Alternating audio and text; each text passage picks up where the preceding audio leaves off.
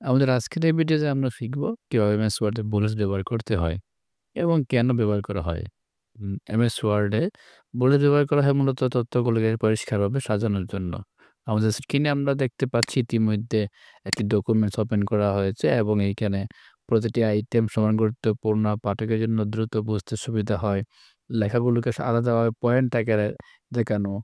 এই লেখাগুলোকে কি করা হয়েছে বুলেটস দিয়ে বোঝানো হয়েছে। আমরা যদি উপরের মতো নিচে যেমন আমাদের প্রয়োজনীয় জিনিস কলম, খাতা, রুলার এই লেখাগুলোর মধ্যে বুলেটস ব্যবহার করি তাহলে কি করতে হবে? প্রথমত আমাকে যেহেতু আমি লিখে ফেলছি ইতিমধ্যে তাই লেখাগুলোকে মার্ক করতে হবে। মার্ক করে আমাদেরকে চলে যেতে হবে এমএস ওয়ার্ডের হোম মেনুর প্যারাগ্রাফ টুলসের বুলেটস পয়েন্টে। এখান থেকে আমার পছন্দ অনুযায়ী আমি একটি বুলেটস পয়েন্ট চুজ করে দেব। আমি এক্সাম্পল এই রাইট চিহ্নটাই আমি নিলাম। ইতিমধ্যে আমার এখানে বুলেটসগুলো হয়ে গেছে।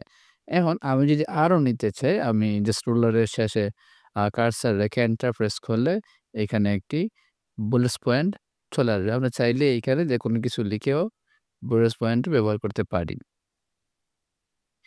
ধরুন আমার এই মুহূর্তে বুলেটস পয়েন্টগুলো প্রয়োজন নেই, আমি উড়াই দিতে চাই।